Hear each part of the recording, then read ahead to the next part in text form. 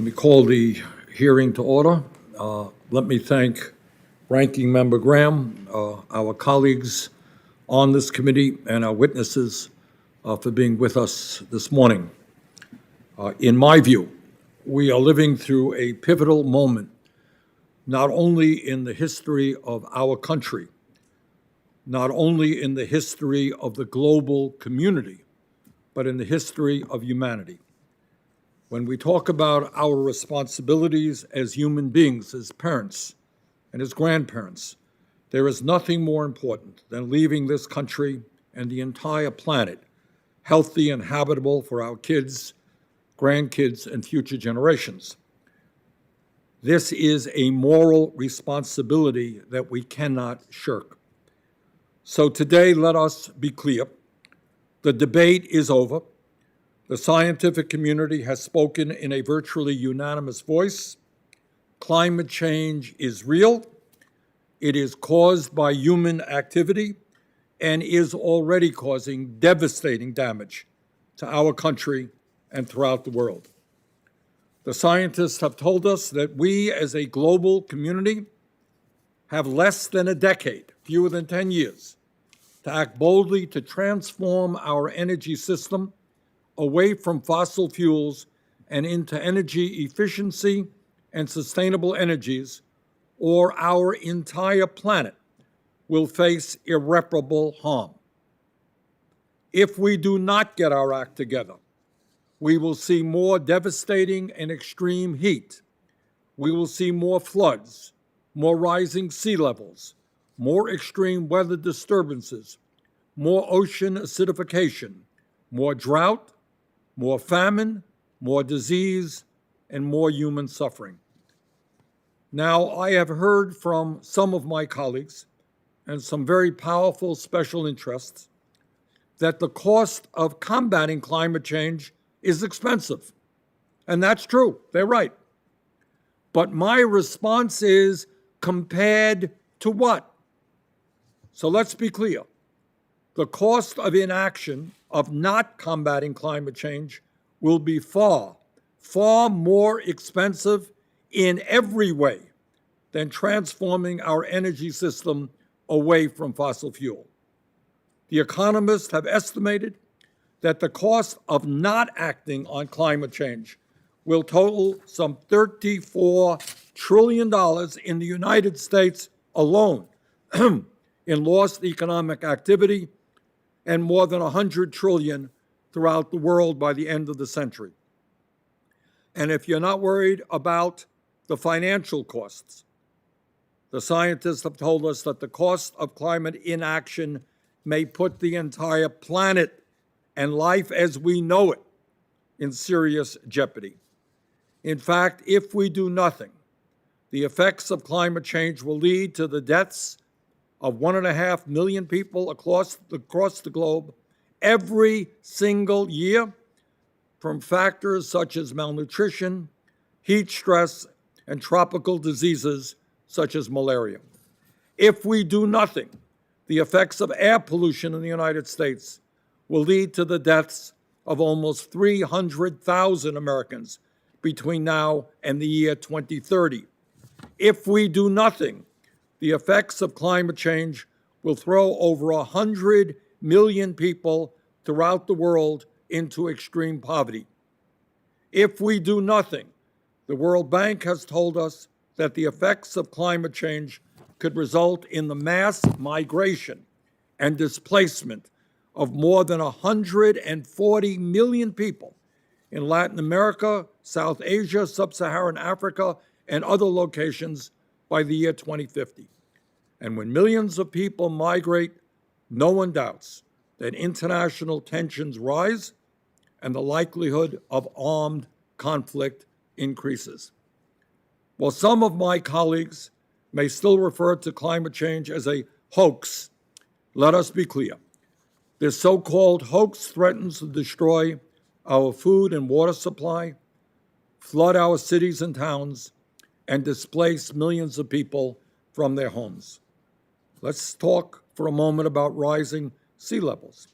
What the scientists have told us is that unless we reverse course major portions of New York City, London, and Hong Kong are at risk of chronic flooding by the end of the century, while cities like Miami, New Orleans, and Atlantic City could be inundated by severe flooding much sooner. Let's talk about extreme heat. Last year was tied for the warmest year on record, and all of the 10 warmest years in recorded history have occurred since 2005. The Centers for Disease Control, the CDC, has found that extreme heat events, quote, are the most prominent cause of weather-related human mortality in the U.S., responsible for more deaths annually than hurricanes, lightning, tornadoes, floods, and earthquakes combined, end of quote. Let's talk about extreme weather disturbances. Last year, we had the most active Atlantic hurricane season on record. Further, over the past 5 years, major natural disasters caused more than $615 billion in damage and nearly 4,000 deaths. Let's talk about wildfires.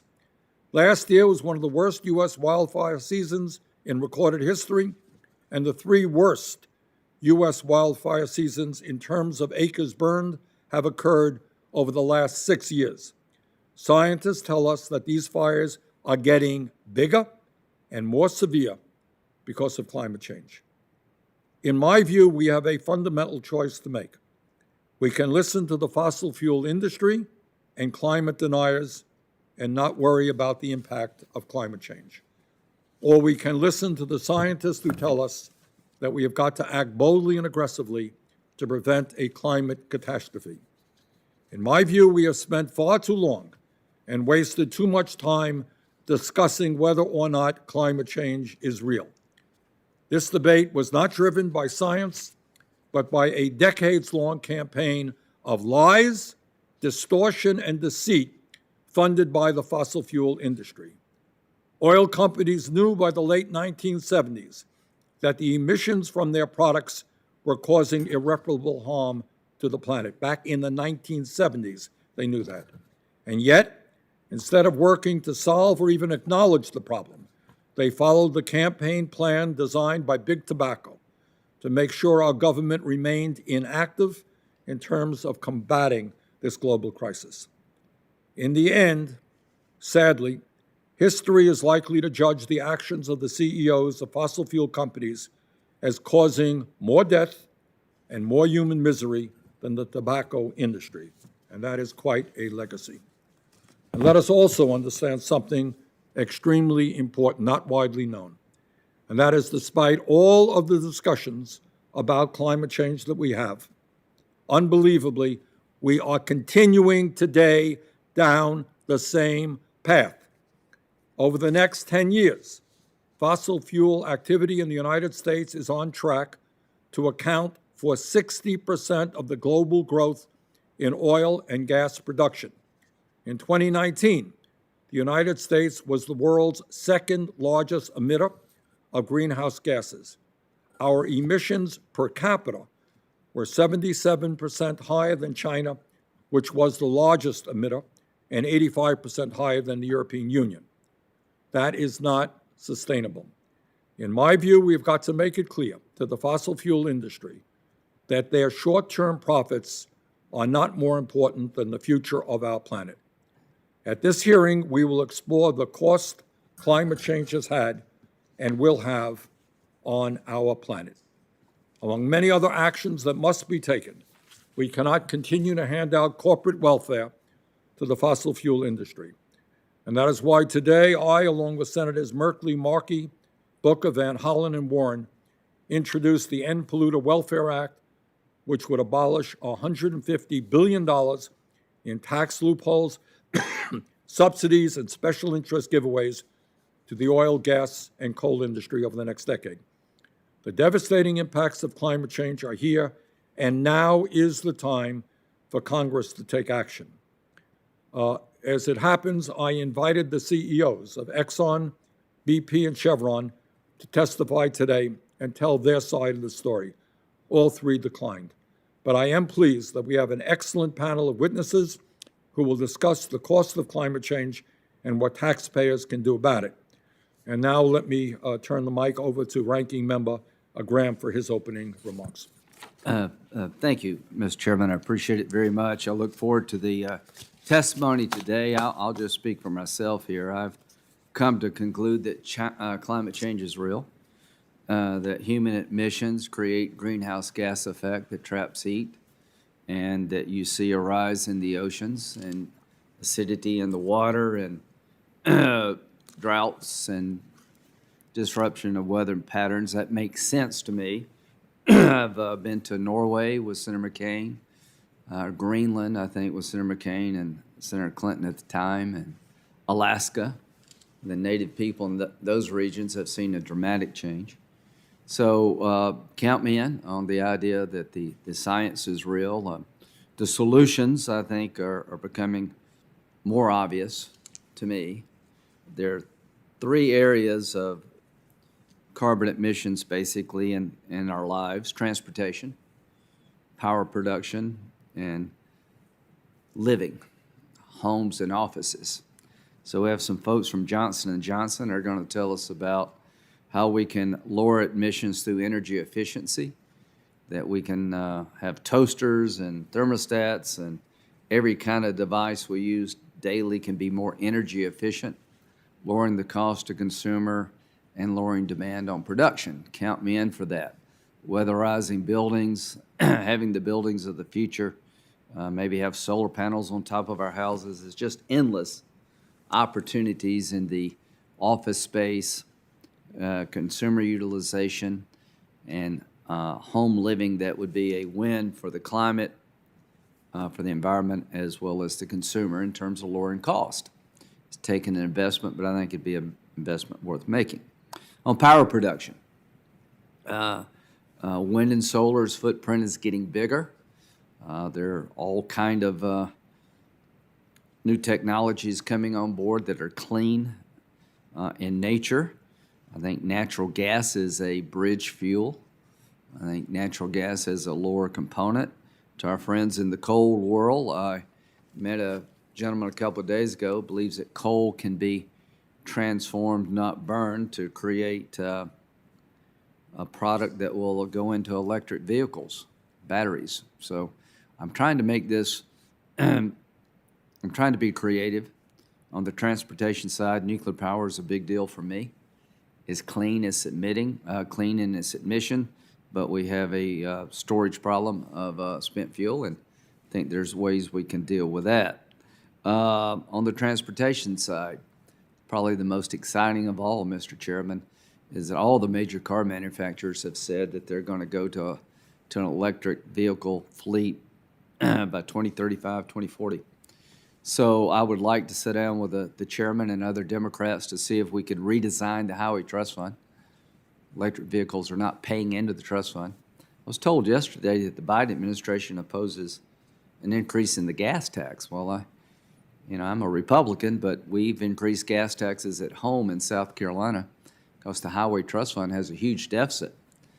And I know it's a regressive tax, but there's ways maybe we can do rebates. So count me in for accelerating the electrification of the transportation system.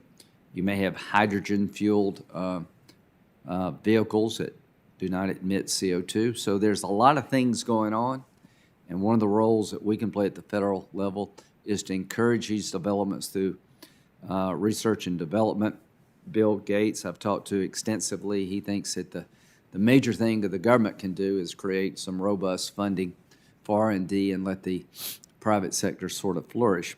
Now, when you say we, I hope you mean India and China, because we, the family of nations here, doesn't do much good for us to do all this if other people don't follow.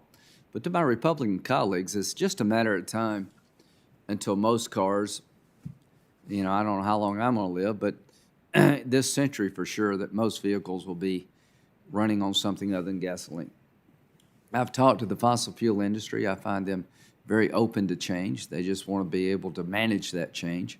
It'll be a while before we get away from gas-driven cars, and we're going to need gas as a transportation fuel as possible. Natural gas as a heating source is very, very much with us. So count me in for exploring clean energy, but thinking outside the box what that would include, algae and nuclear power. So just end with this. I've tried to learn about the problem and realize that what we do here has to be done in a fashion to not destroy our economy in the name of a great cause. Other people have to come on board too. I've tried to be rational about threats. I think climate change is a real threat to our way of life. I think over time, the way we've lived has caused this problem, and we can find a way to live a different way that's good for the environment and would be good for job creation. From a foreign policy point of view, imagine the world where fossil fuels were not so readily available to rogue regimes. Imagine a world where the Iranian Ayatollah couldn't rely on oil production as almost 90% of his income.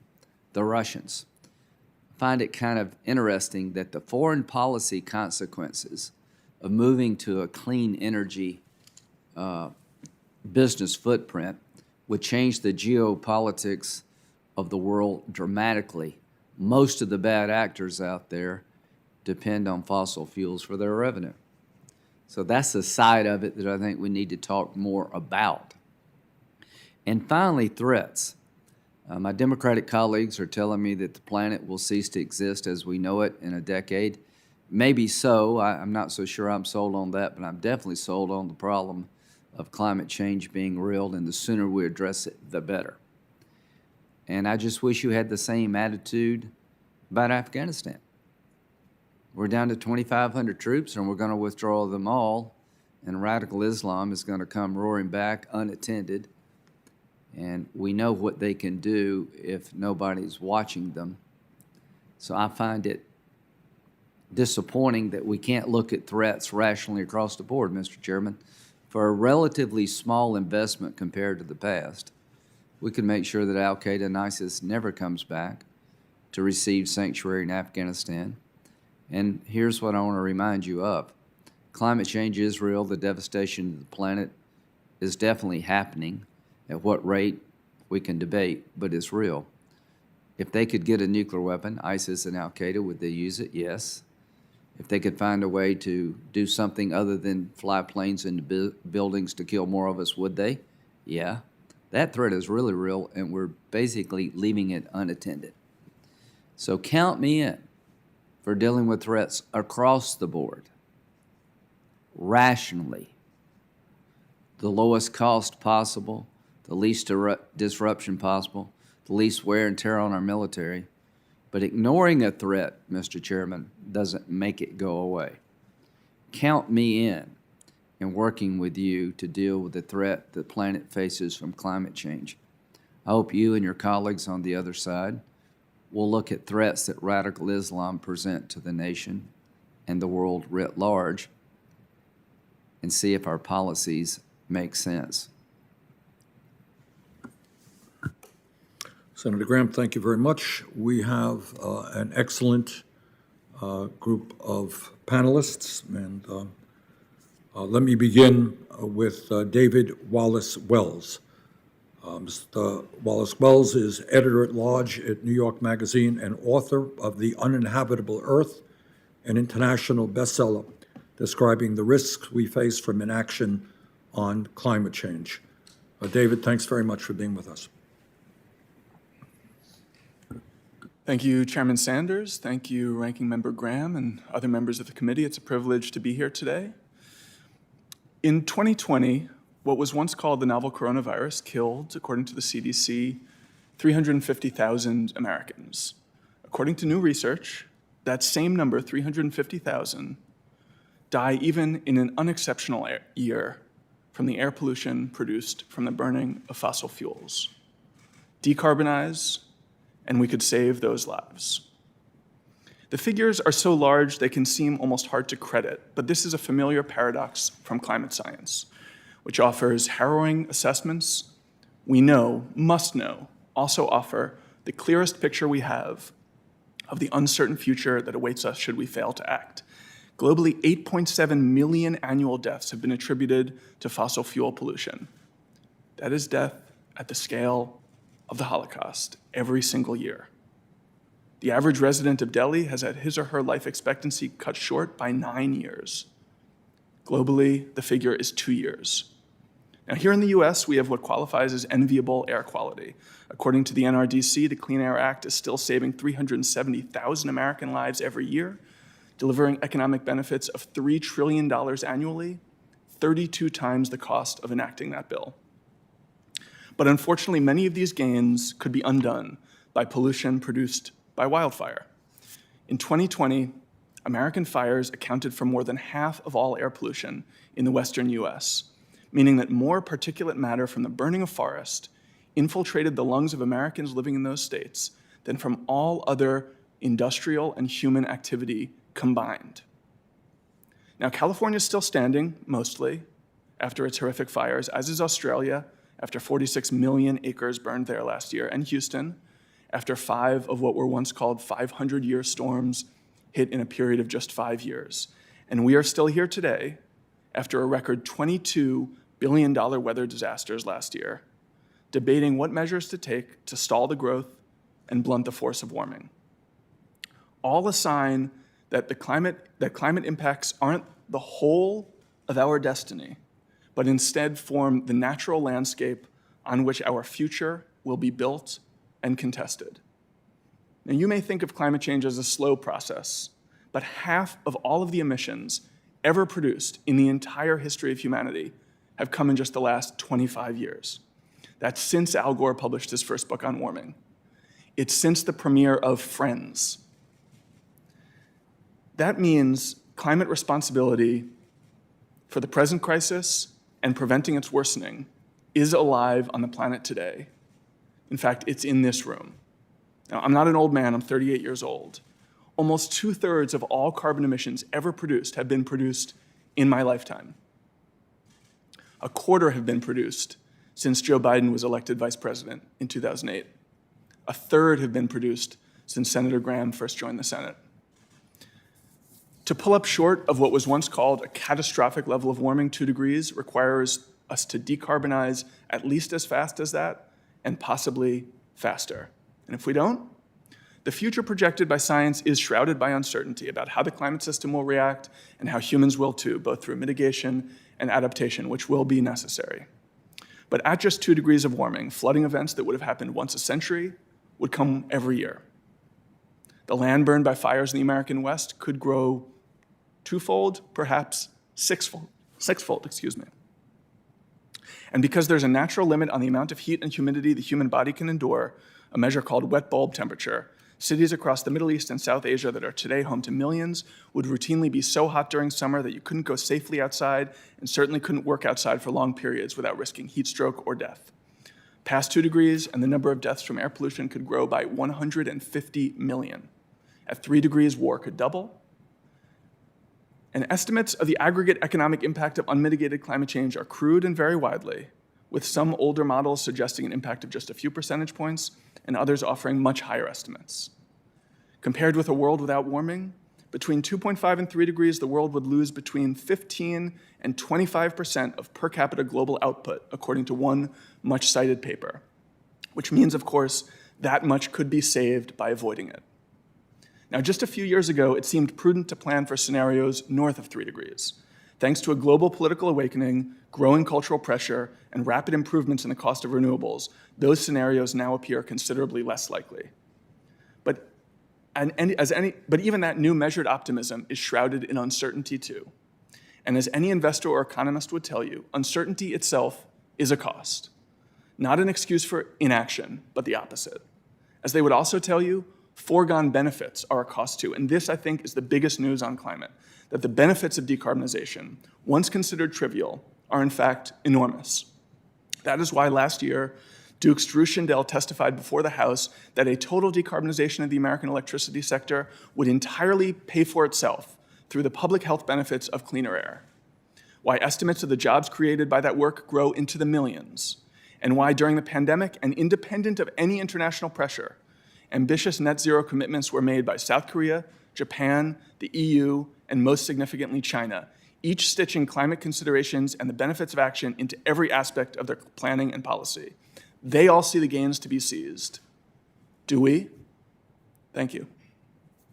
Thank you very much. Our second witness is Dr. Robert Litterman, the chair of the Climate-Related Market Risk Subcommittee at the Commodity Futures Trading Commission. Dr. Litterman is a leading advocate for addressing climate risks in the financial markets, and he was named 2013 Risk Manager of the Year by the Global Association of Risk Professions. Dr. Litterman, thanks so much for being with us. Chairman Sanders, Ranking Member Graham, members of the committee, thank you for inviting me to address the risks that climate change poses and my suggestions for how to deal with them. The best science shows that damage from climate change is already serious and could range in the future from severe to catastrophic. Risks of this magnitude demand immediate, ambitious response, including a price on carbon.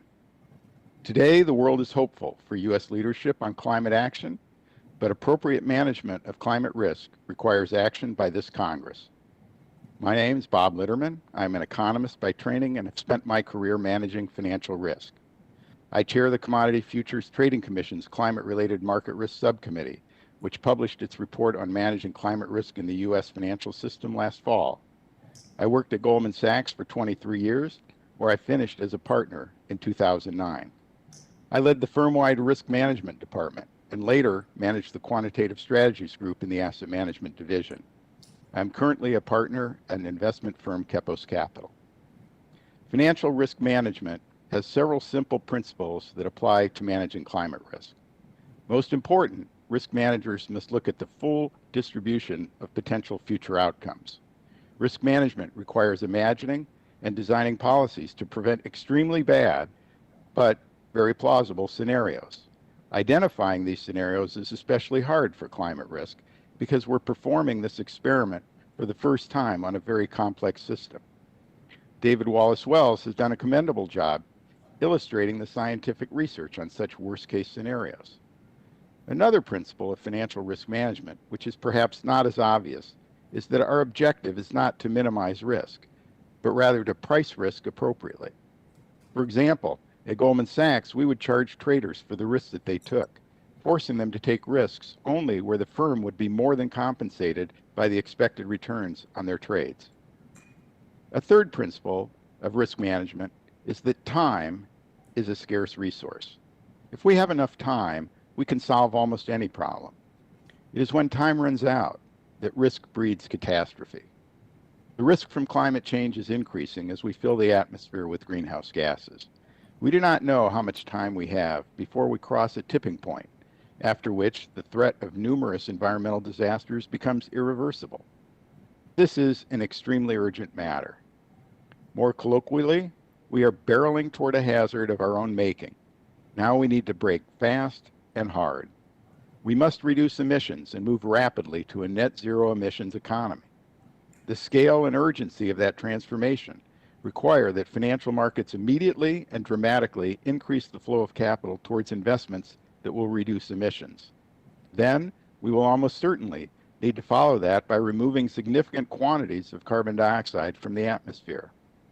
Making those investments profitable and fostering the innovation necessary requires putting a price on carbon.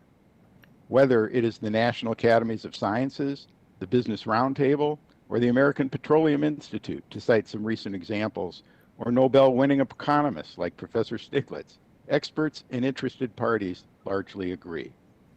The most straightforward manner to price carbon is placing a tax on fossil fuel production. The risk management component of the carbon tax is the incentive it creates to reduce emissions. The proceeds can be used however Congress determines. The Climate Leadership Council, which I co-chair with Catherine Murdoch, has developed the Baker-Schultz Carbon Dividend Plan. There, the revenues of a tax on fossil fuel producers would be returned directly to households, a just approach with progressive outcomes. Other options include funding clean energy R&D or infrastructure investments, given the significant budgetary effects of a carbon price. I recognize that there are a variety of opinions about how to design a carbon price, but leadership and compromise can help build strong coalitions of support. To manage climate risks, the key would be to create a price immediately, set it high enough to reflect the risks imposed by greenhouse gas emissions, and apply it to emissions across the entire economy. I and my colleagues stand ready to help you deliberate on these policies and do what is best for Americans and the future. Thank you. Dr. Litterman, thanks very much. Our next witness is Dr. Joseph Stiglitz, economist and professor at Columbia University. Dr. Stiglitz received the 2001 Nobel Prize in Economics and served as chairman of the Council of Economic Advisors in the Clinton administration. He was also lead author of the United Nations 1995 Intergovernmental Panel on Climate Change report. Dr. Stiglitz, thanks for being with us. Well, thank you for this opportunity to share with you some of my concerns about the large economic cost and huge risks of not taking strong actions now to deal with climate change, and the large benefits of doing so. Senator Sanders has already described a variety of numbers characterizing the adverse effects of climate change, and there are multiple studies providing similar numbers.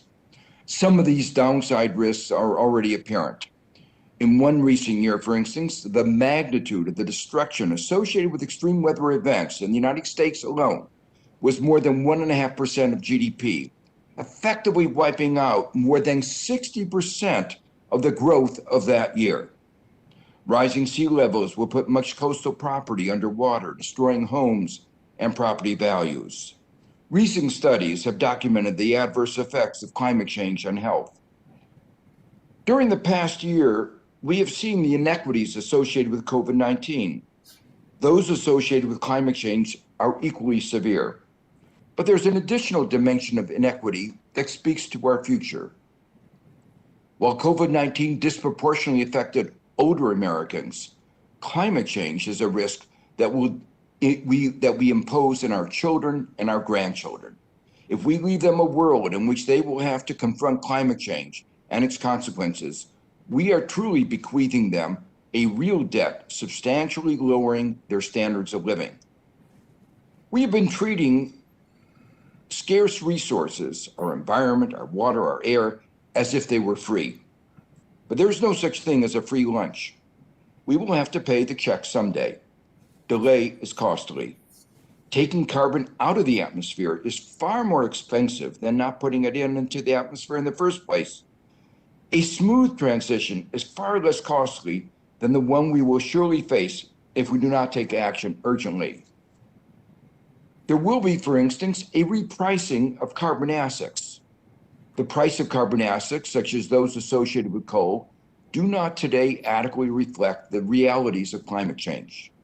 The longer we delay dealing with climate change, the larger the necessary adjustments will be, and the greater the potential for huge economic disruption of the kind that we've just heard about. An economic disruption that could make the 2008 recession look like child's play by comparison. Among the consequences would be devastation to our banks and our insurance companies. When large calamities occur, the government will pick up the bill. This is a huge hidden liability on the government's balance sheet. That's why it's imperative that we start assessing, regulating systemic climate risk. I want to end on a sunnier note. Doing something about climate change could be a real boon for the economy. The number of jobs that will be lost in the old fossil fuel industries are dwarfed by those that will be created in the new industries. The value created in the new industries will also dwarf the value of the stranded assets in the fossil fuel and related sectors. The current focus on changing to a green economy is already stimulating enormous innovation. The price of renewable energy has been plummeting. Our country especially has much to gain because innovation is a key comparative advantage. If we are ahead of the game, we will develop technology that will be in demand around the world. Government has an important role in enabling, facilitating, and encouraging the transition to a green economy. This is most obvious in public investments in infrastructure and R&D. But there is much more to be done. Ending fossil fuel subsidies is one example, and I commend the introduction of the bill to do that. Requiring full disclosure of climate risk, changing statutes governing fiduciary responsibility to mandate looking at these long-term risks. We shouldn't be insuring banks that make loans that put our planet at risk. There is, I believe, the need for the founding of a national infrastructure bank and preceding the creation of community, state, and regional banks to facilitate green investments. As we've already heard, prices help guide decisions. That's why assigning a near zero price to resources that are scarce is such a bad mistake. We need to employ a significantly high social cost of carbon, accompanied by regulations and public investments that will enable us to deal with the risks that have rightly been called existential. This is a defining moment in history. On the one hand, we can ignore these risks, at great peril to our future. The costs of not taking action are huge. On the other hand, we can seize this opportunity. What we have accomplished in the last 20 years should provide us with confidence that this new economy can provide a new era of innovation, creating more and better jobs and a higher standard of living. This new era will play to American strength, to the determination and ingenuity of people, and the vitality of its institutions, including those that have long fostered innovation. Thank you. Thank you very much, Dr. Stiglitz. Our next witness is George Oliver, Chairman and CEO of Johnson Controls and Chair of the Business Roundtable Energy and Environment Committee.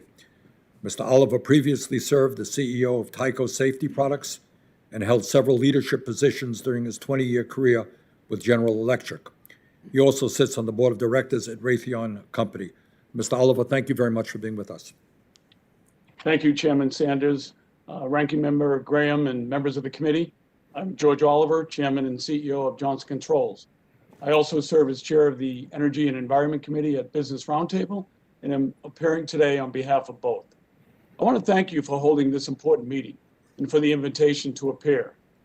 Founded in 1885, Johnson Controls is a global leader in smart, healthy, and sustainable building technology solutions. Business Roundtable represents over 200 CEOs of America's largest employers from across all sectors of the U.S. economy. Climate change is real and must be addressed. In 2007, Business Roundtable became the first broad-based business organization to recognize the threats of climate change and the need to address the risks. In September, Business Roundtable released new policies and principles for addressing climate change. CEOs know that climate change poses significant environmental, economic, public health, and security threats. At Johnson Controls, sustainability is our business. We committed to achieving net zero carbon emissions before 2040 and announced science-based targets for 2030. We are AAA MSCI rated and proud to be ranked among the 100 most sustainable companies globally. And that leadership is critical for our customers. About 40% of global emissions are related to buildings. We tackle that with building products and digital capabilities like our OpenBlue platform that cut energy in buildings 50% or more. One of the reasons companies have taken climate so seriously is because failure to address global climate change could mean trillions of dollars in lost US GDP over the coming decades. It is clear the risks associated with unchecked climate change are real, they're increasing, they are costly, and they may be irreversible. The US must lead by example.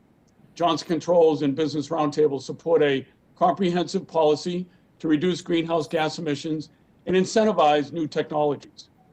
Business Roundtable's September climate position outlines 11 principles to guide policy design.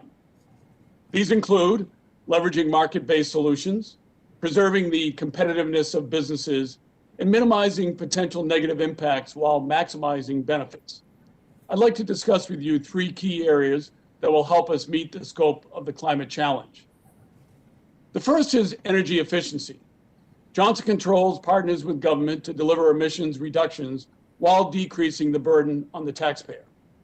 We are embarking on a partnership with GSA that will result in guaranteed savings of about $6.2 million per year in energy and water across several historic buildings, including the White House complex.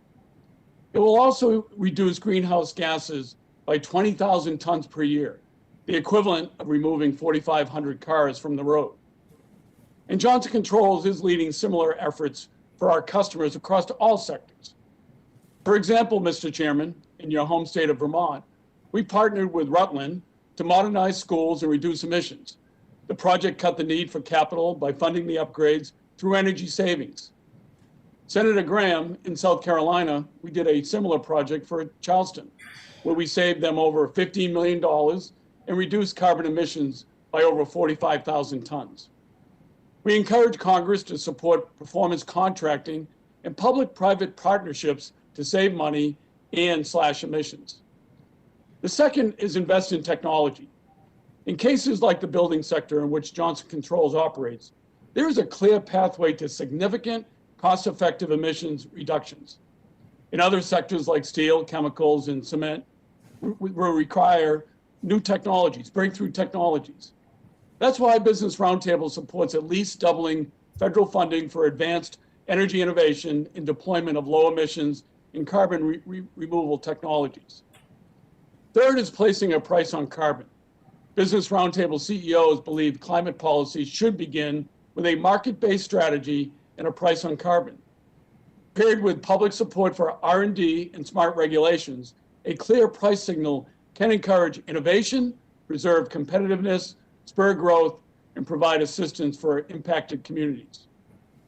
So in conclusion, it is clear the risks and potential costs associated with unchecked climate change are real. The United States and the international community must aggressively reduce greenhouse gas emissions and incentivize new technologies. At Johnson Controls, we are taking on this challenge for ourselves and for our customers. We will cut emissions, cut costs, create good jobs, and more resilient, healthy infrastructure.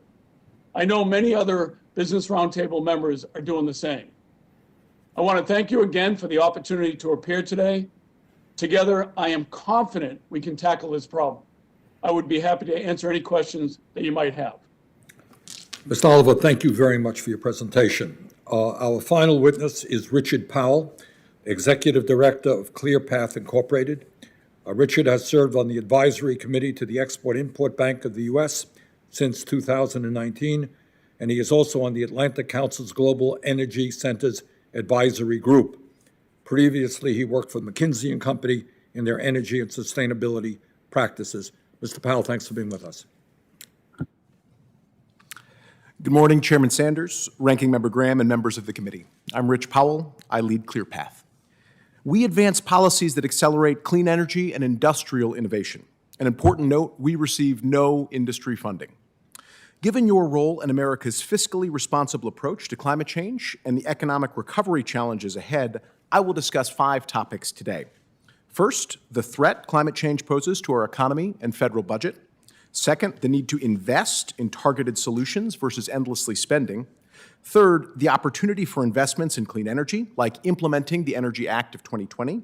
Fourth, the reality that we can only build new clean energy projects as fast as we can permit them.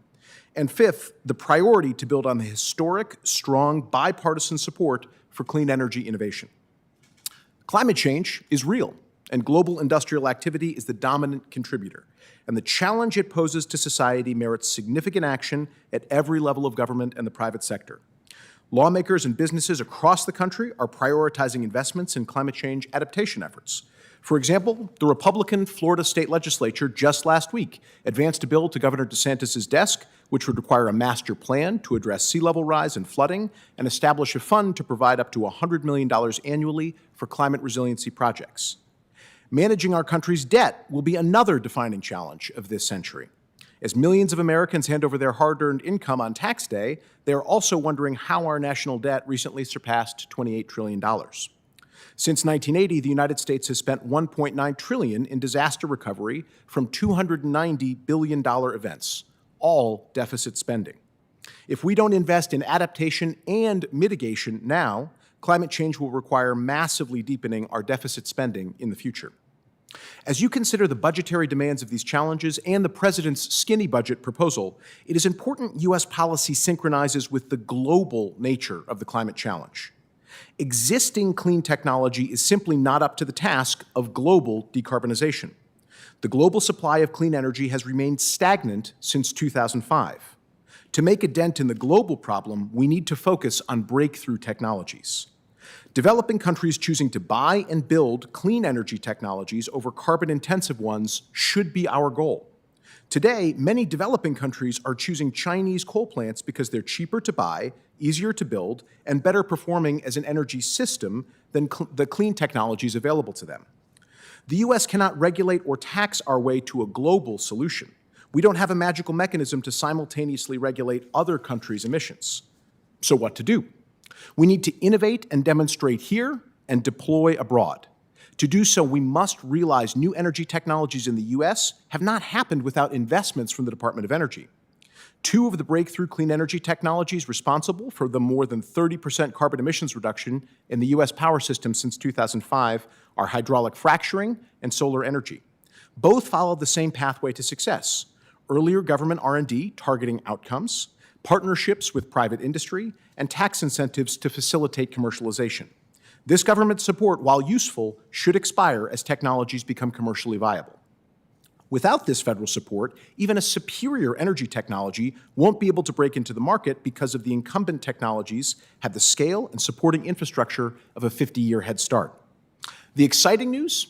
At the end of 2020, Congress passed one of the biggest advancements in clean energy and climate policy we've seen in over a decade, with the monumental Energy Act of 2020. Specifically, the Energy Act supports key research, development, and demonstration programs for more than 20 commercial-scale projects across 5 major technology areas, like advanced nuclear reactors, carbon capture, or long-duration energy storage by the middle of this decade. DOE is most successful when it sets long-term, aggressive milestones to develop technologies at price points and performance levels that are meaningful for private markets. The priority now must be on implementing the Energy Act, fully funding these demonstration programs and overseeing rapid action at the Department of Energy. As we reimagine our energy grid using exciting new technologies, permitting modernizations must keep pace. This transition will require tens of thousands of miles of new pipelines carrying hydrogen and captured carbon dioxide from power plants and industrial facilities, new transmission infrastructure to carry electricity around an increasingly electrified country, and new nuclear reactors and power plants sited everywhere. This will be the largest continental construction project in history, and every single project will begin with a permit. Making the permitting process more efficient is essential for 2 reasons: stewardship of taxpayer resources and scaling clean energy rapidly. The bipartisan authorizations in the Energy Act and the most recent fiscal year 2020 and 2021 appropriations bills are great successes. I applaud the critical programmatic direction on clean energy innovation and look forward to seeing more bipartisan success this Congress. Thank you for this opportunity. I look forward to your questions. Mr. Oliver, thank you very much. Our final witness is Richard Powell, Executive Director of. We've already had him. Oh, Jesus, I am sorry. All right, that's it. I wanted to hear it again. All right. I'm happy to take another turn. All right, I think we're ready for questions. Let me begin by asking Mr. Wallace Wells a question. If we do not act and act extremely aggressively, tell us what the future of our country and planet will look like. Well, the answer to that question is covered with several layers of uncertainty. So if we decarbonize rapidly, the climate system may still prove more sensitive than we expect, which could bring more warming than we would like. But taking as a sort of a baseline that our best models are good indications of where the climate is heading, we are globally, it's been estimated by some of the best people studying this, on track for about 3 degrees of warming. That means that we have a long way to go to get to 2 degrees and below 2 degrees, which is what the scientific community. And David, to the average person, 3 degrees, so what? What's the problem? It's a little bit warmer. What's the impact in our country and around the world? What does 3 degrees mean? well, we could see war doubling. We could see crop yields falling by at least 20%, maybe 50%. We could see migration in the tens of millions. We could see cities all across South Asia become so hot that you couldn't walk around outside without risking death. As a result, you'd see huge, huge mass migrations. The effect on economic productivity, even in the northern latitudes, places like the U.S., would be quite dramatic.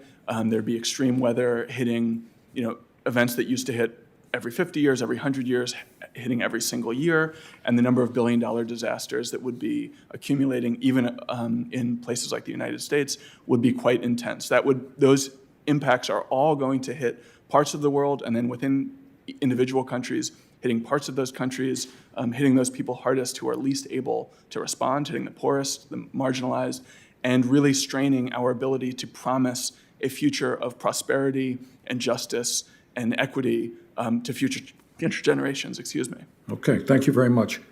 Dr. Litterman, as you know, Wall Street is continuing to invest hundreds of billions of dollars in the fossil fuel industry.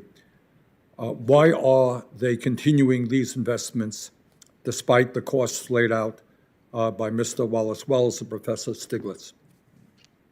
Yeah, the problem is that those costs are not internalized. These are external costs. And so what businesses do, what investors do, is they look for opportunities to make profits given the incentives that they have. The problem is we have a bug in the tax code. We're not creating the appropriate incentives to reduce emissions. And this problem is a problem that needs to be identified. It needs to be addressed by Congress. When I chaired the CFTC Climate-Related Market Risk Subcommittee, we had unanimous agreement that the most important and most urgent recommendation 1 out of 53 that we made, is that we put a price on carbon. And that's because all the participants in the financial markets understand how efficient they are at moving capital to where there's opportunities to make money. That's what we do. And it's given the incentives that we have. We have the wrong incentives. This is actually very simple to fix. You have to give the private sector the appropriate incentives to reduce emissions, and then they'll all be moving in the right direction. Right now, we're all moving in the wrong direction because we have the wrong incentives. Okay, thanks very much. Dr. Stiglitz, economics has been thought of as the dismal science, and we're doing a lot of dismal discussion today. But there is, I think, some positive aspects about transforming our energy system. Can you talk about what moving aggressively in moving away from fossil fuel to energy efficiency and sustainable energy would mean in terms of our economy and the creation of good jobs? Very much. I wanted to emphasize that it actually is a real opportunity to transform our economy, create enormous value. One of the issues is that, and it was emphasized by other people in this hearing, that if you have more efficient buildings, you save over the long term enormous amount of money. And that's resources that can go to other uses. That the cars that are electric last a long time. And at the same time, for the next 10, 15 years, we're going to be creating an enormous number of jobs as we create the green infrastructure that we need.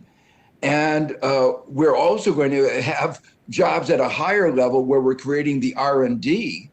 And as we create that R&D, it also emphasized that our ability to export the new technologies to make this a global effort to reduce carbon emissions will earn us a lot of money. So not only this is one of those areas where we're going to be doing well by doing good. If we can create these new technologies, there's going to be a strong global demand for these technologies, and next plays to our long-term strength.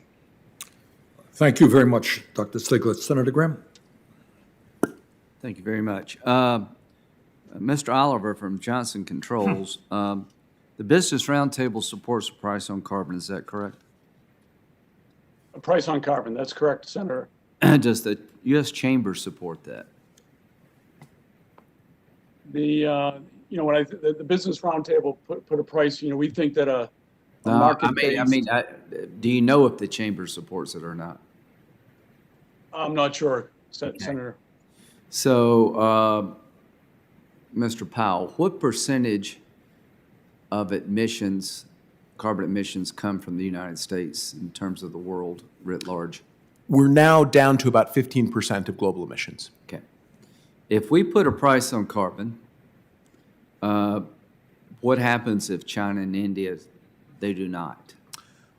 It will not have an effect on decreasing Indian and Chinese emissions, and Chinese emissions are now about double our emissions. Do you agree with that with Mr. Wallace Wills? Well, a tax here won't have an effect abroad, but many of those countries are already signaling an interest in investing in clean energy that goes beyond ours. So they may yet move faster than we expect. I guess what I would say is that we need to probably move together, because one of the concerns that people have is if we put a price on carbon here, it could create a competitive disadvantage, at least in the short term. What would you say to that, Mr. Wells? I think the world is shifting on some of these questions such that we don't think about decarbonization as a cost, but an opportunity. And I think that's especially clear with the air pollution data that I cited. Because that is local, the costs are concentrated within national borders, and it means that the incentives to decarbonize are true for every country everywhere in the world. Agreed. Do you support an increase in the gas tax to fund the Highway Trust Fund? I don't have a particular opinion on that policy question, but What it about seems Mr. Powell? I think we're going to need multiple sources of revenue to increase the Highway Trust Fund, especially as we move more to electric vehicles. The gas tax won't be able to do it alone. Do you also support the idea that an electric vehicle pay into the Highway Trust Fund somehow?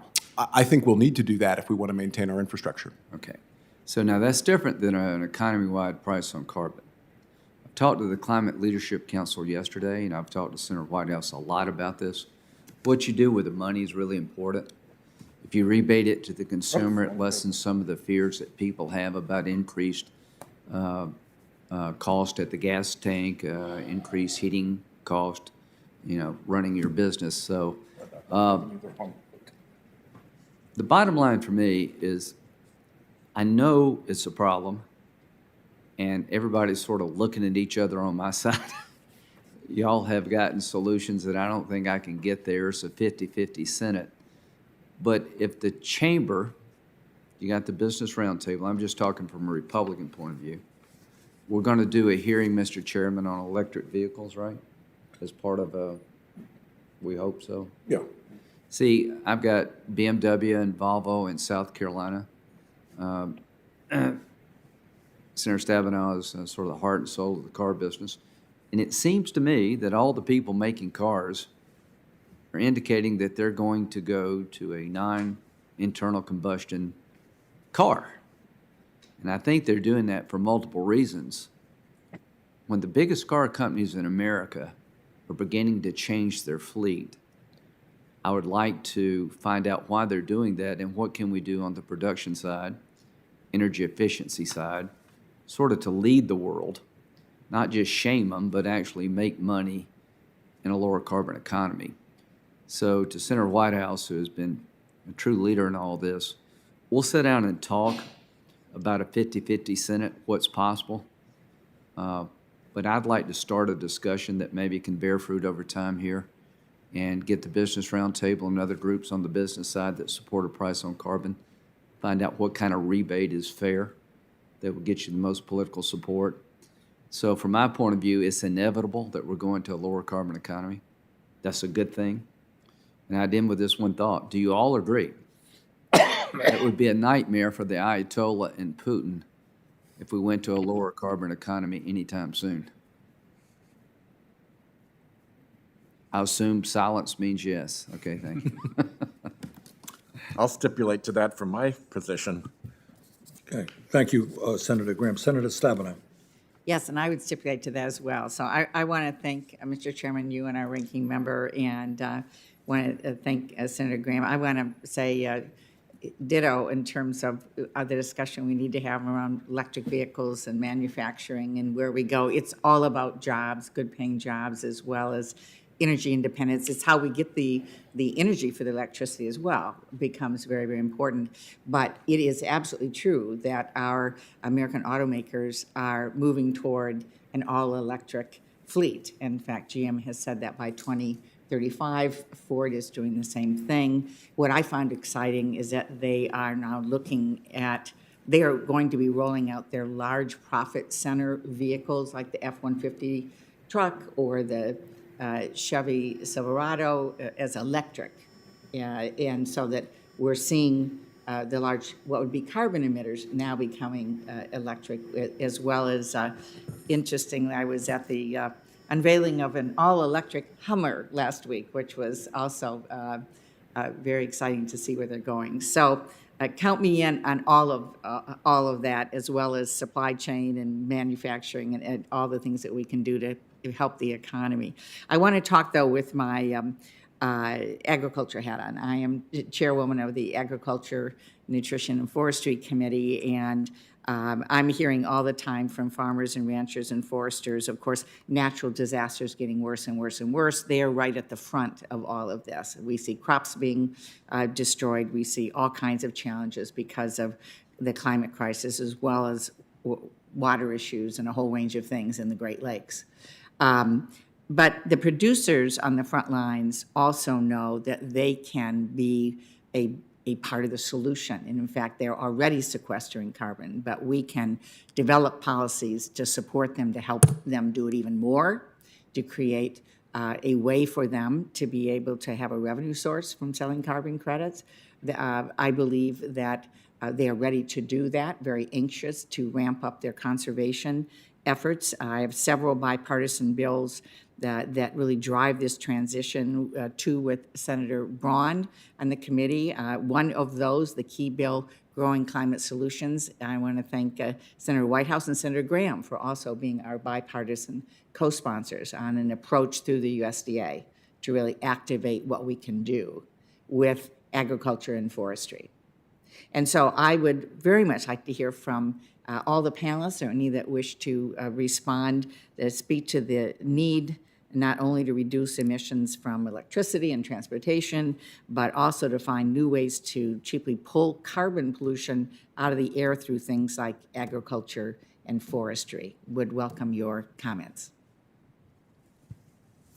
Mr. Wells, would you like to go first? Sir?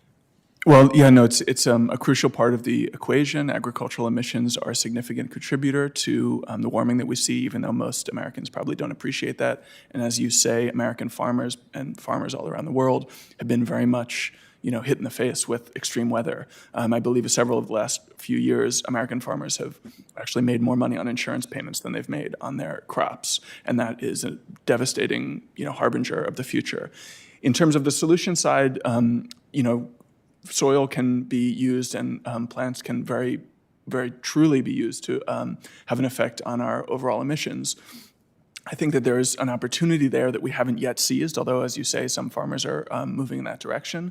I think that we need to do more than just price carbon to push that along, because, I'm glad to know that the fellow witnesses and other senators here agree that pricing carbon higher is effective, but I would emphasize that those impacts are different from sector to sector, and while they are very helpful, especially in power and electricity, they make less of a difference to the bottom line of farmers, and I would like to see more emphasis on agricultural policy, regulation, and investment in R&D to help those farmers do better and farm more responsibly, rather than relying simply on the crude impact of a carbon tax.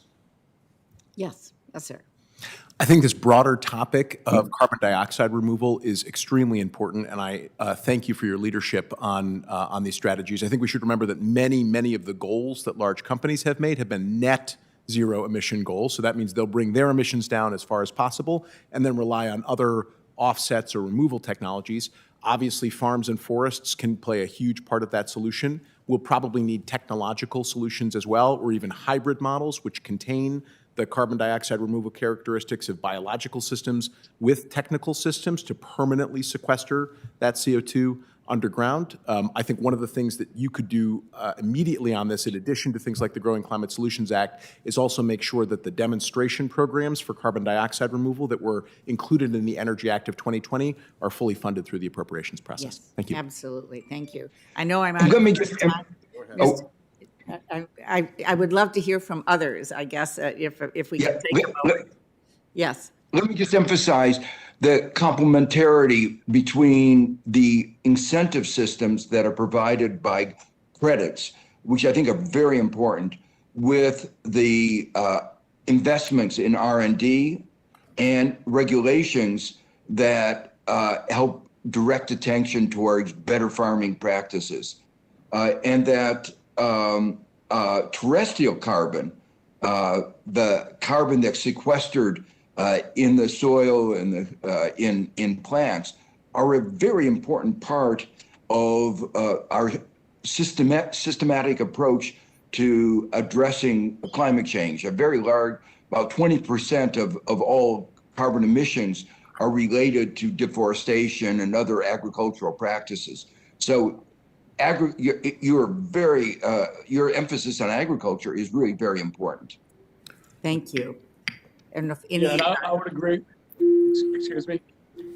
Senator, I would agree with that. We had a healthy discussion on this recently. yes, And as I've learned more, I think as we think about, from a business roundtable standpoint, carbon dioxide removal technologies are going to be critical in the overall goal to get to net zero carbon emissions.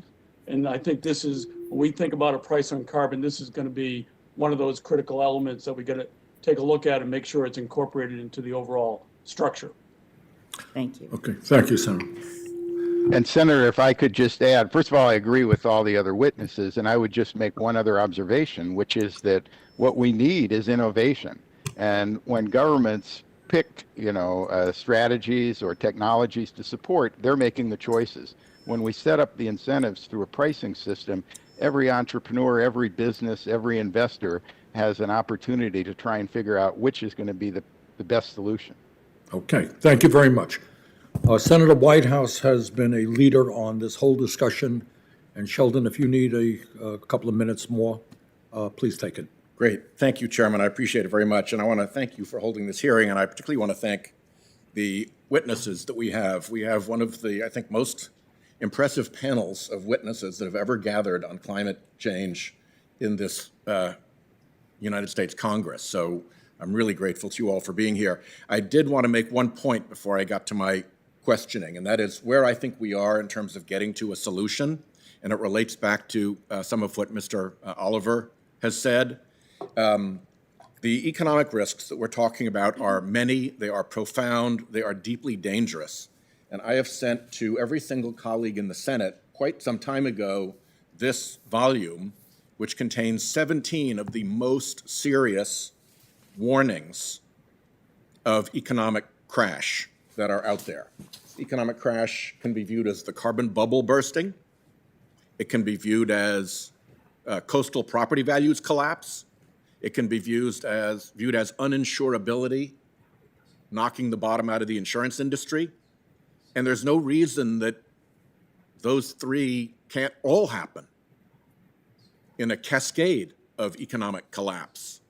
So these are really dire warnings. And nobody except Democrats got back to me. I sent these with a personal note. No one. And I remember when I first got here, Senator Sanders and I were in the same class. We came at the same time. Senator Graham was here then. For our first 3 years here, there was a lot of bipartisanship on climate change. By my count, there were 4 efforts in the Senate, all bipartisan, all serious. And our friend Senator McCain, as the presidential candidate of the Republican Party, campaigned on a strong climate platform. That was where we were. Then in January of 2010, all of that bipartisanship stopped dead as if it had hit a wall. It was like watching an echocardiogram go dead when the patient went dead. What happened? What happened was Citizens United in January of 2010. When Citizens United, when the 5 Republican appointees who opened the floodgates to unlimited money in politics made that decision, the fossil fuel industry instantly went to work to take advantage of that new power. And since then, they have run through secret money, behind front groups, across a whole variety of election manipulation strategies, a consistent effort to undermine Congress's ability to address climate change, with the result that since Citizens United, no Republican senator has since gotten onto any serious economy-wide piece of climate legislation. None. Zip. Zero.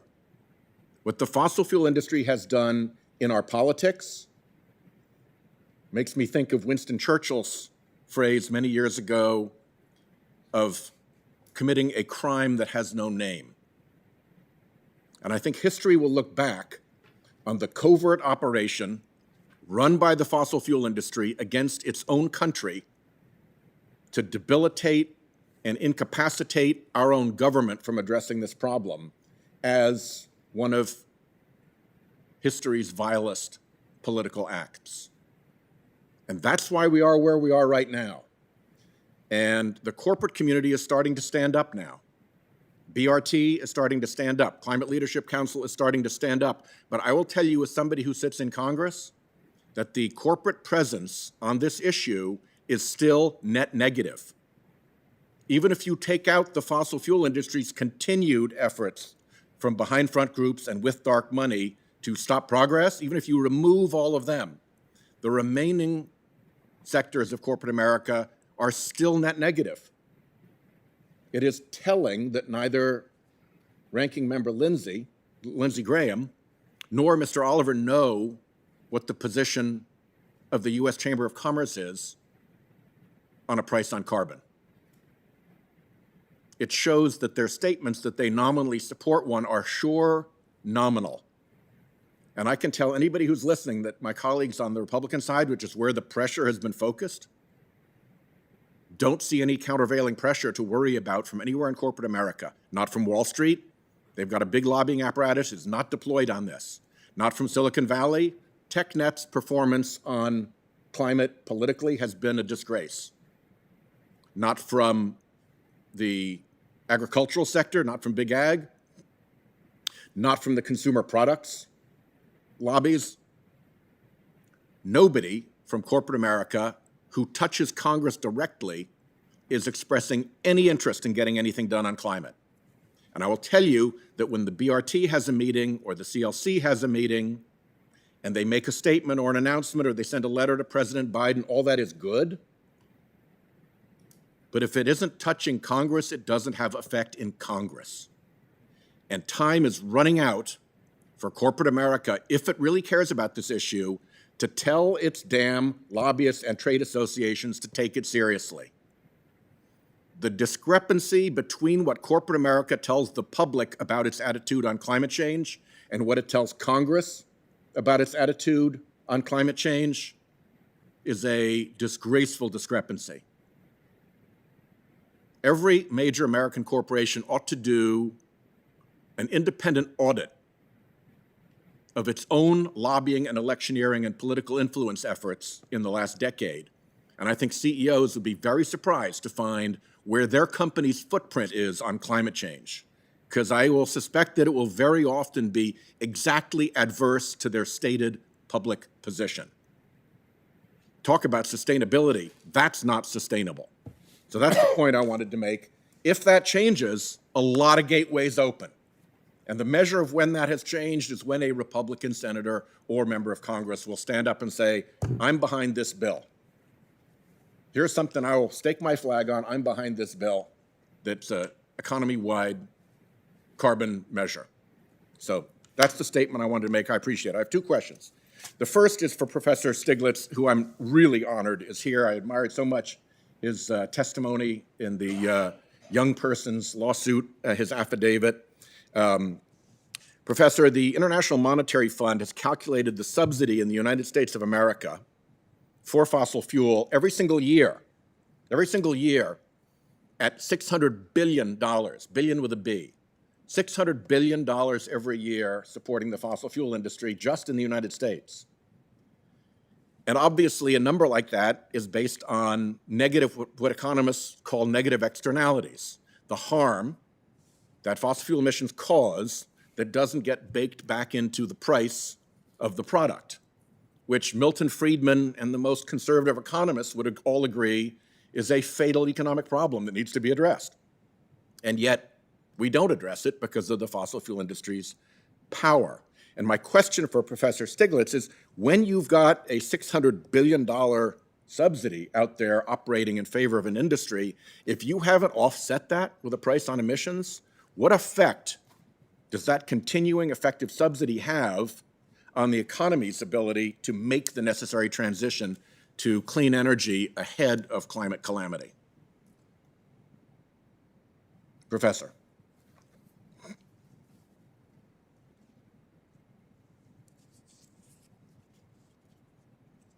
Have we lost Professor Stiglitz? Absolutely wrong direction. It actually encourages the use of fossil fuels. It makes fossil fuels more competitive than they should. The basic principle that everybody's talked about of a price on carbon, what this is a negative price on carbon. When you're subsidizing carbon, you're encouraging the emissions of greenhouse gases. And so the first order of business should be eliminating the the negative price on carbon that we've been having. That is really the first order of business, and that's why when at the beginning of the hearings it said that you were going to take actions to get rid of these subsidies. It was such an important measure. Let me add one more. Professor, if I could interject for 1 second, is there any doubt in your mind that negative externalities count as a subsidy and belong in that pricing calculus you just described? Oh, absolutely no doubt in my mind that what is going on here is that we're subsidizing something that is having a negative effect on our economy. It's going in absolutely the wrong direction. So let me jump, and since I'm over my time already, I'm going to jump quickly to my last question, which is to Dr. Litterman, who has made his career assessing risk for Goldman Sachs. And Goldman Sachs, I don't think, tolerates ideology in its risk assessment. It wants to make money, and it only makes money if it gets its risk assessments right.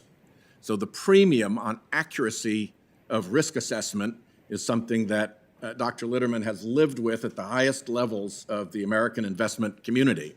And from that perspective, I want to ask him, how urgent is it right now that we respond to this climate risk?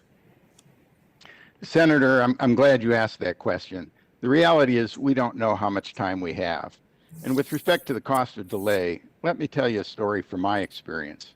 Years ago, my wife and I were driving on the freeway when she exclaimed, "Oh my God, Bob, watch out." From her tone, the urgency in her voice, I knew instantly I had to pay attention. She had spotted across the divider about a quarter of a mile in front of us an oncoming 18-wheeler bouncing out of control and spewing flames from the passenger side wheel well. I remember immediately slamming on the brakes, even before I had realized, as my wife already had, that the truck was not going straight as I had thought, but was actually careening diagonally right toward us, which is what had terrified her. 5 horrifying seconds later, we managed to avoid, by a fraction of a second, plowing head-on into a gasoline tanker that had exploded right where we would have been. That quick response to my wife's warning saved our lives, because I was able to safely steer our car through the fire and out the other side. We are today, with respect to climate action, in the same position I was when my wife sounded her warning. A growing chorus of scientists, CEOs, national security experts, and financial experts have all seen climate change barreling toward us, and they are shouting, "Watch out."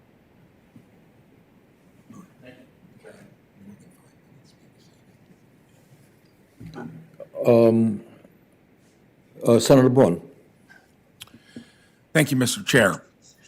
So in listening to everything before I got here, I think I can give an update on what the state of the climate is, especially in the U.S. Senate. I got here a little over 2 years ago, and I know that a climate caucus was being attempted to be formed for several years. And when Chris Coons asked me, probably within about 6 months of being here, he told me how hard it was to get that bipartisan discussion going. It was very easy for me. I've been a lifelong conservationist, have been into the idea of how we keep Mother Earth in good shape, have practiced it in my own agricultural involvement, both row crops and as a tree farmer. And there's more buy-in than what you can imagine out there. When you look at this place, which seems to resemble more the Hatfields and McCoys, in the year and a half we've had the Climate Caucus, in the probably 20-plus meetings that we've had, it was the most engaged subject, and I'm even more interested in reforming health care, but there was no discussion on that because the industry, the healthcare industry, is not interested in changing itself. It's the biggest part of our economy that is broken. It is the existential issue of costing, as Warren Buffett describes it, being a tapeworm on the economy. The good news is, in climate, the stakeholders are interested. I was with ConocoPhillips this morning, Cummins Engines right in my own hometown, talking to their CEOs, and you can't believe how interested they are in being part of the solution. And I don't want to overly generalize, but in that year and a half, almost everyone that heads up a major company, and that's not just in the emitters of transportation, electric generation, industrial, about half of which is in two areas, steel and concrete. Farming, we could set the example across the world because we emit as about 10% of our footprint is agriculture. What most folks don't know across the world, that's a much larger contributor, means there's a lot of marginal improvement you can make there. So the state of the discussion is better than what most might imagine. In my own conference, when it took 2 years to get one to step forward, I did it. There are now 6 others, including Ranking Member Lindsey Graham. And we've made a lot of headway. When you look at the other component that's got to fall in place, on my side of the aisle, you got to get grassroots support.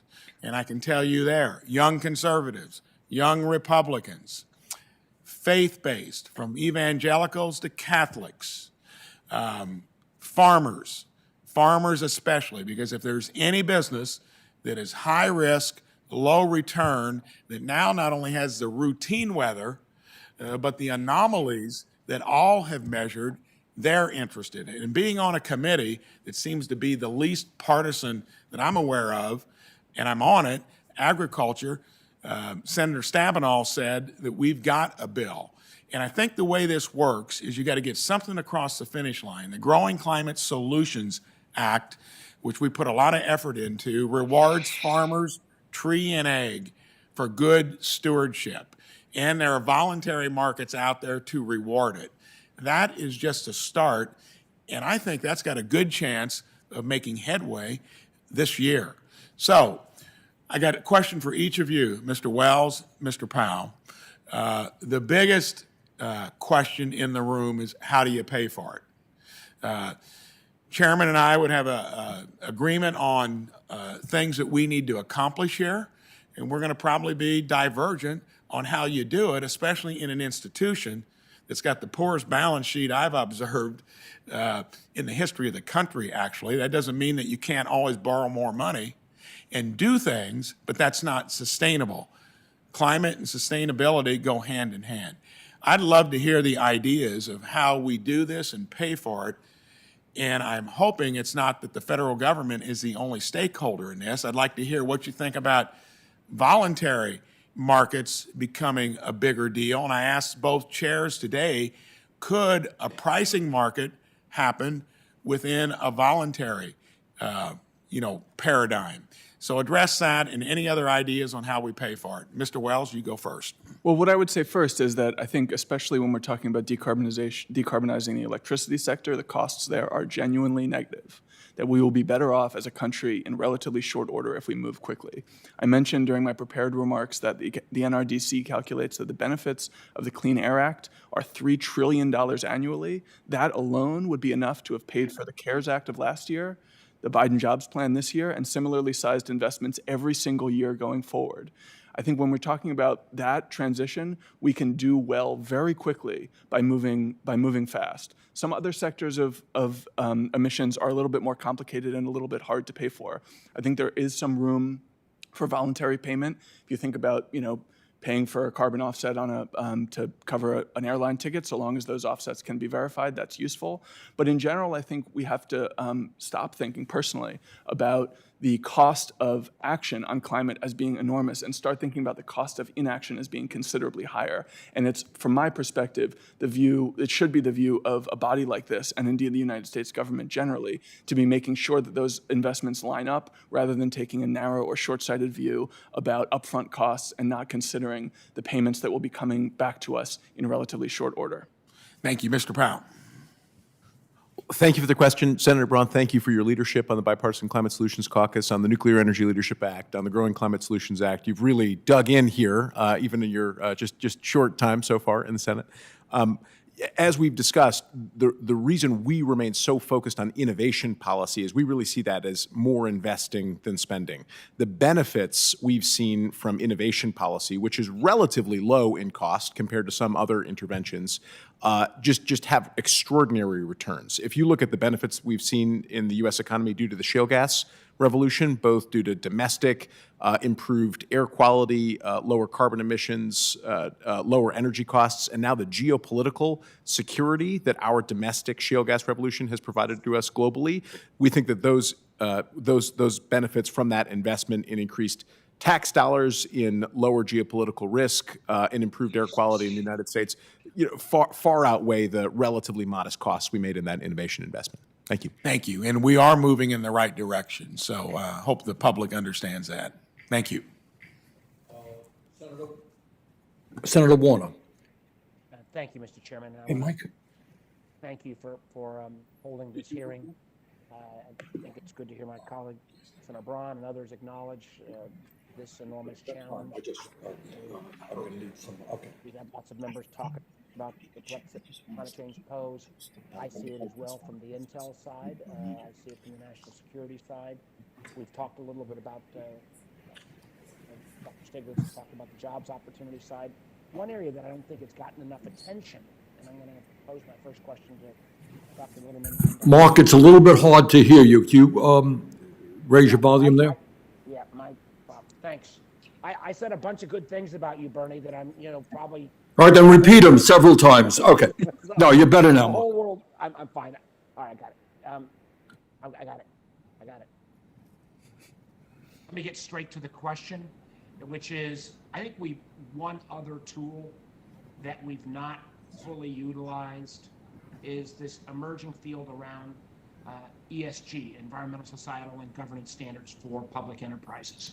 I think increasingly we're seeing investors want to see double bottom line investments. I think increasingly we're seeing workforce and customers look to corporations to see how responsible they're going to be on issues like resilience.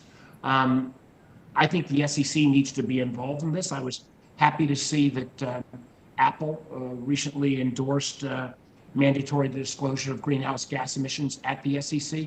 Dr. Litterman and Dr. Stiglitz, can you talk about if we simply made resilience or climate change and effect on climate change a material reportable item, what effect that might have on moving corporations, many of which I think actually want to lean that way, at least their CEOs say they want to lean that way, but we've not given them the regulatory signal that this is appropriate.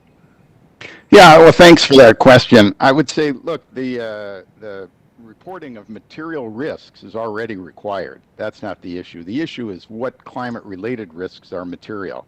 And I see that, on the CFTC climate-related market risk report, we had unanimity. We do have to report material risks. The question is, for climate risks, they're very different than traditional financial risks. Traditional financial risks, we have a history, we have a distribution of potential outcomes, and we can ask corporations, what will the impact be on their balance sheet? And then we can decide through a stress test, is this very significant or not? With climate, we're talking about business plans that go decades into the future. Now, you're right that a huge number of corporations have already said, we see the future, it's going toward net zero emissions, and we have a plan to be there. But how do you know as an investor, as an asset owner, is that business plan on target? What are the, goals that are going to be achieved in the next 5 years, for instance? So corporations and the private sector have to work with the financial regulators. And I'm really thrilled to see the response from the regulators. The Fed has joined the NGFS. The SEC has asked for input about disclosure. The CFTC has talked about moving in this direction as well. So I'm not worried about the financial sector and about the regulatory environment. They're all going in the right direction. But the problem is we don't have the right incentives.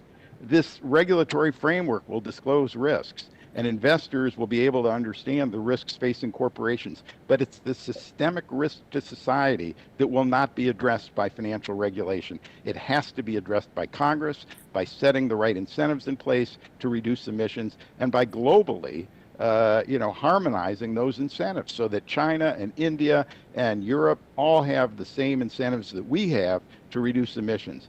And if we do that, I'm very optimistic that we'll get the innovation we need. We will get to that net zero economy, and hopefully soon enough to avoid the worst effects. Let me put it in a little bit broader economic terms. You can't allocate resources efficiently if you don't have information. And one of the key aspects of information is the risks that a company faces. So it is very important that there be as much full disclosure on a comparable basis of those risks. And we've talked some of those risks today. We talked about the change in the prices of their assets when we reassess the value of a whole variety of assets once we start pricing carbon in. There are risks to property values. Insurance companies face risks of losses.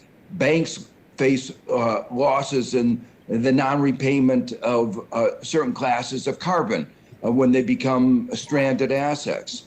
So one of the things we have to do is work towards broader standards so we can make those disclosures comparable.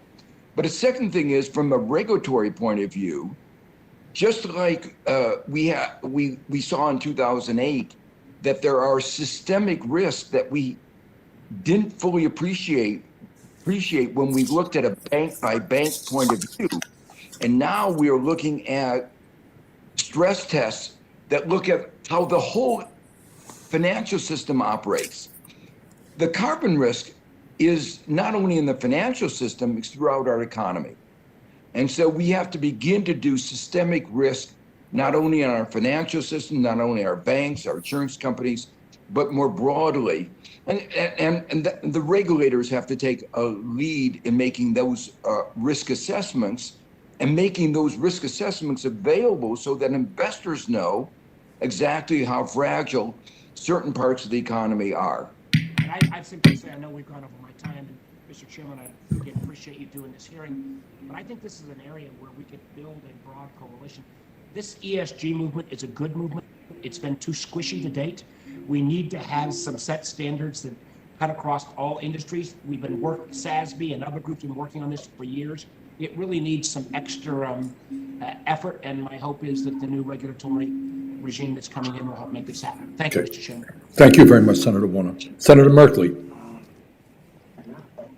Thank you very much, Mr. Chairman, and thank you all for your testimony. As I was running over to vote, I missed some of what you might have said, so if I ask something repetitive, my apologies. I wanted to start, Mr. Litterman, as you reemphasized the right incentives.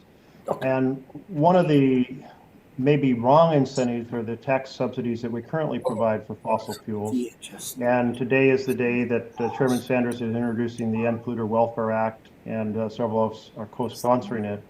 Have you done any sort of calculation of how essentially reducing all those incentives might compare to price on carbon?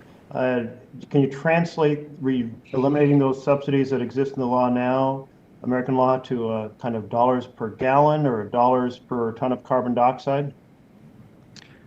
Well, you start with the fact that, of course, you want to eliminate the subsidies to fossil fuel production and consumption.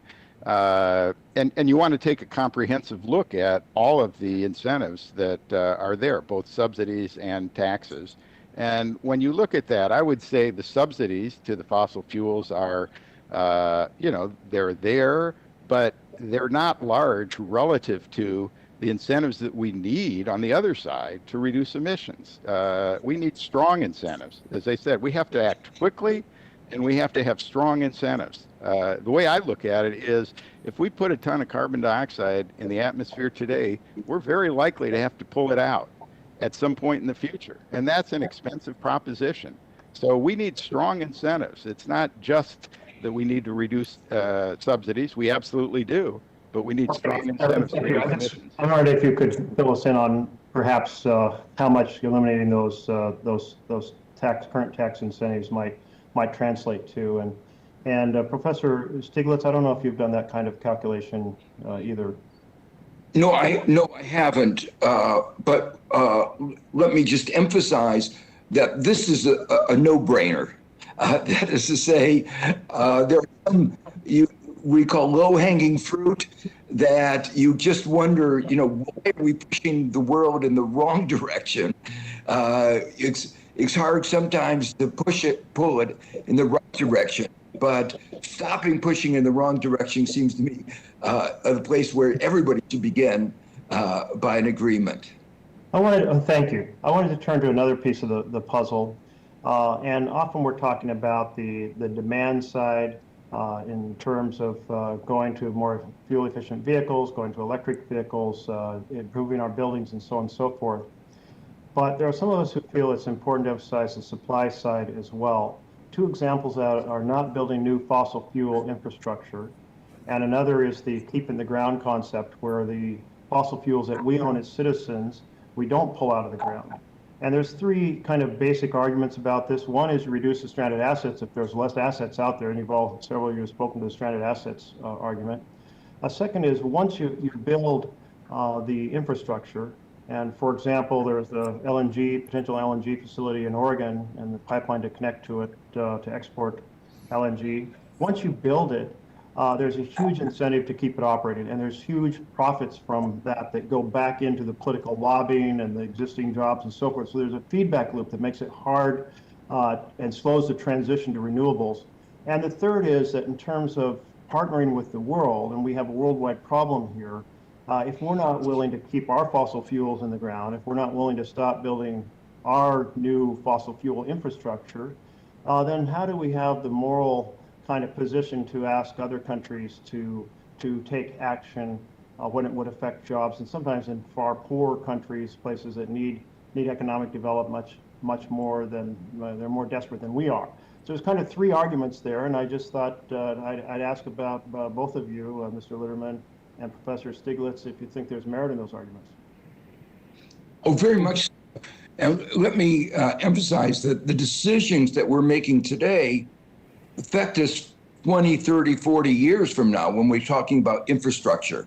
So that's why those decisions are so important now, that we are locking ourselves in to technologies that will continue, you might say, to plague us for decades to come, and then present an economic problem when they become stranded assets.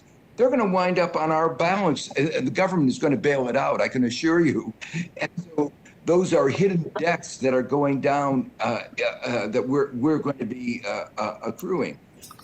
Your point about moral leadership around the world, I think, is also very important. There are a lot of concerns, for instance, about the deforestation in Brazil, about Ecuador keeping its oil in the ground. And we ought to be providing incentives for them to do it. There is a rainforest coalition trying to keep the forest in Brazil and Borneo there, which is very important for climate change. But we lose our moral force when we don't take actions. And here, let me say one more thing, which is regulations can be very simple. You know, people often complain regulations are burdensome.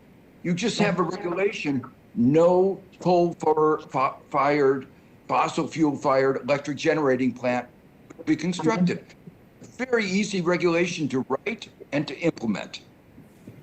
Yeah, and the simplicity of keeping the ground is no new leases. You don't sign new leases, leases which are often exploited for decades, sometimes up to 50 years. Exactly. My time is now up, so Mr. Litterman, I apologize. I asked you for your response, so but I'm going to probably have to take that offline unless the. No, I think Professor Stiglitz answered well. Thank you. Okay. Thank you very much. Okay. Senator Merkley, thanks very much. Senator Van Hollen. Thank you, Chairman. Thank you to all our witnesses here today. Professor Stiglitz, thank you for first talking about the huge costs of doing nothing to address climate change, costs that we're experiencing right now around the country, including in my state of Maryland, where we have rising sea levels. The historic sort of boat show in Annapolis, Maryland, has been threatened by floods, and that's just one example. But also thank you for focusing on the huge economic opportunities and job opportunities of moving immediately and quickly into a clean energy economy. And on that score, I've been working for years to establish what we used to call a green bank. This is a clean energy accelerator, a financing authority. It would be publicly capitalized, but then it would be self-sustaining. And the idea would be to mobilize a lot of private capital and have that multiplier effect. Senator Markey and I have introduced that bill. We call it the National Climate Bank. Also runs as the Clean Energy Accelerator. People prefer to call it that. And I was pleased to see that the President Biden's American Jobs Act included $27 billion to capitalize that. We proposed $100 billion. We hope to get it there. But I was really glad to see this as part of the President's plan. Can you comment on that initiative as part of an overall effort to move in this direction? Oh, I think it's very important. I've been a strong supporter of green banks, green development banks.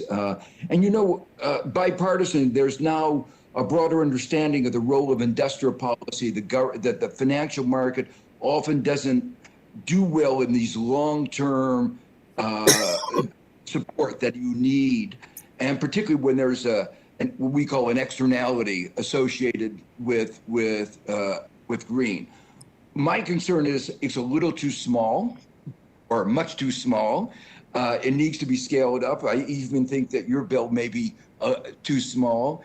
When you compare, for instance, what some of other countries have done, the European Investment Bank is an EU investment bank, and one of their main mandates is green investment. And they're bigger than the World Bank. And they're really focusing now on that kind of green transition. And if we want to remain competitive, we have to devise ways of making sure that we have finance for investment. And let me say one of the things I like about your bill, I think it needs to be, this kind of finance has to be done at the national level, at the state level, at the community level. And so thinking of a framework that allows for that kind of creating institutions at these multiple levels. Here in New York State, we have a successful green bank, but of course it needs to be expanded as well. within its confines, it's been doing well, but having this as a national program would be fantastic.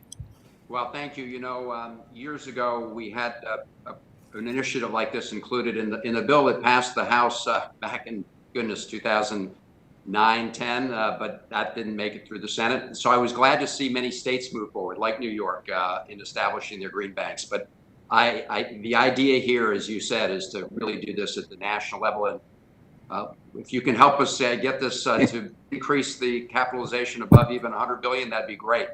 Another initiative I've been working on for over a decade is putting a price on carbon, but doing it in a way that would make sure that any higher costs passed along do not hurt or burden lower income or middle income families. And the proposal was a cap and dividend. You put a cap on the first sellers of carbon intense polluting fuels into the market, and then dividend 100% back to consumers based on Social Security numbers. Mr. Litterman, can you just talk briefly about that approach, and if we have time, Mr. Oliver as well? Sure, it's a great approach. The Climate Leadership Council plan also has a carbon dividend, and the beauty of the carbon dividend is it makes most people better off, in particular those at the lower end of the income strata. So it makes sense. It's a good policy. Again, how you spend the money is up to Congress. But what's absolutely essential is to create the appropriate incentives so that the private sector gets behind this and the capital flows at the scale that we need and at the urgency we need. So absolutely, I support it. And Senator, if I could go back and talk a little bit about the green banks. For us, we think that's a great idea. As we launch our performance contracting and our private public partnerships, it's a great way to be able to finance green projects and what we can do to upgrade infrastructure and buildings. And we have a performance contracting business, as I mentioned in my remarks, that ultimately is going to create economic returns for the work that we do to make green infrastructure while we're creating returns. And as far as the Business Roundtable does not endorse a specific market-based mechanism to reduce emissions, we do believe placing the price on carbon would send an important price signal that will help drive efficiency and spur innovation in low carbon alternatives. And there are various mechanisms that can be used. And we do believe in agreement that a comprehensive climate change policy should be guided by core principles, including preserving the competitiveness, as well as effectively reducing emissions. And a price on carbon can and should be designed in a way that it supports economic growth and does not disadvantage Americans, particularly low-income Americans and those whose jobs and communities are affected by the transition to a clean energy economy. Well, thank you. I see my time is up, but just to emphasize the point that you and Mr. Litterman made, which is actually the overwhelming majority of households actually have more money in their pocket at the end of the day if you do the 100% dividend than before. In fact, over 70% of households are better off under a University of Massachusetts Amherst study. Thank you all very much. Thank you, Mr. Chairman. Thank you, Senator Van Hollen. Senator Padilla. Thank you, Mr. Chair. Appreciate all the witnesses and their participation today. Let me dive right into an urgent matter for the country, but particularly my home state of California. 2020 was devastating on so many fronts, including being California's worst wildfire season on record. California experienced 10,000 fire incidents, with more than 4.2 million acres burned and more than 10,000 structures damaged or destroyed. We'll continue to have record wildfire seasons unless we take bold action to address climate change. And according to the U.S. Forest Service, wildfires will be twice as destructive by 2050 as they are today. And we know wildfires are just one of the emerging climate-driven threats to our economy. Climate change is increasing the frequency and severity of various types of natural disasters and extreme weather events, which create significant risks to human health, our financial system, and entire sectors of the economy. So with that being said, question for Mr. Wallace-Wells and one for Dr. Litterman. For Mr. Wallace-Wells, Beyond the physical damage, can you elaborate on how wildfires have a devastating impact on human health and how climate change will continue? If you can just add to what you previously said, how climate change will continue to exacerbate the harm and destruction caused by wildfires and other natural disasters. And then for Dr. Litterman, a specific question about the National Flood Insurance Program, which paid out more than $1 billion in claims for the 6th year in a row. Meanwhile, flooding increased in areas known as being, quote unquote, low risk. So this is just one way that climate-driven disasters are creating a fiscal risk for the federal government specifically. And if you can discuss the need to mitigate these risks to help protect the federal budget and our economy. Mr. Wallace first.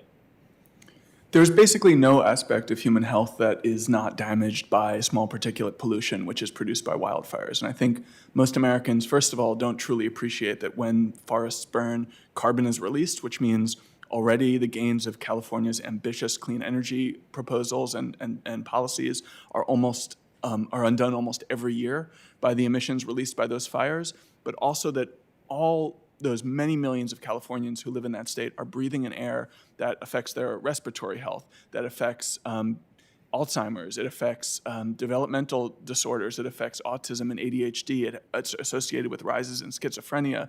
You know, the effect of pollution is so intense that when we instituted Easy Pass toll plazas in America, they reduced the rates of premature birth and low birth weight right around those toll plazas by between 10 and 15%, just because people living around them weren't breathing quite as much air from the exhaust of those cars. I think this is one of the great underappreciated features of climate change and the climate impacts is the effect of air pollution. In California, there was a small-scale unintended study when there was a pollution event that forced schools to put air purifiers in their classrooms, just $700 air purifiers, and the educational gains of breathing in cleaner air was equivalent to halving the class size in those classrooms. That's how horrible to cognitive performance bad air is, and the more wildfires will be burning, the more Americans will be burning that air going forward. You mentioned a doubling of wildfire. The scientists I know think that we could see 6 times as much or more by the middle of the century if we don't take action. And unfortunately, one significant way of taking action is by doing what's called prescribed burning and thinning of forests, which I think is a good idea, but also involves the burning of forests, which will also produce carbon and also produce particulate pollution. So as with many other features of the climate crisis, there isn't anymore an easy way out. We've already backed ourselves into a corner where we're choosing between worst alternatives. But I think in the American West, the pollution from wildfire will become a bigger and bigger part of our understanding of the climate crisis and a bigger argument for faster action. Senator, I happen to be sitting here in California, and if you can see this window behind me, September 9th of last year, that was pitch black this time of day because of the smoke from the wildfires. Mm-hmm. And the insurance issue that you raise is an important one. The impacts from climate are going to be more severe over the next several decades, no matter what we do. And individuals and businesses should insure against those physical risks. The problem is that they're going to become more expensive. If you're living in the forests in California, the insurance rates are going to go up. And a free market economy, that increased rate of insurance is a signal that you either have to harden your infrastructure, your buildings, or you have to move to a safer location. And the same thing with flood insurance that you mentioned. The federal flood insurance is a subsidy to those who live in flood zones. That's not right. That gives the wrong signals, and people will respond to the signals they give. Once again, I want to emphasize how fundamental incentives are. Incentives are anything that change behavior. And so if you want to change behavior, and we do need to change behavior because of the physical risks that we've created, then you have to create the appropriate incentives. Thank you. Thank you both. My time is up. Thank you, Mr. Chair. Thank you very much, Senator Padilla. Let me just, as we come to a close, let me thank the 5 panelists without exception. I think your contributions were enormously important. I think there is a growing sense of understanding that in this country and around the world, we are facing an existential threat, and that is we are literally talking about the future of this planet. We're talking about whether or not we're going to have to spend trillions and trillions of dollars trying to repair the damage done by climate change. We're talking about millions and millions of people dying unnecessarily. So I hope that this hearing today makes a contribution to understanding that together we have got to act and act extremely aggressively and to act in as quickly a fashion as we possibly can. And with that, there's information for all senators. Questions for the records are due by 12 noon tomorrow, with signed hard copies delivered to the committee clerk in Dirksen, 624. Email copies will also be accepted due to our current conditions. Under our rules, the witnesses will have 7 days from receipt of our questions to respond with answers. With no further business before the committee, this hearing is adjourned. Thank you all very much.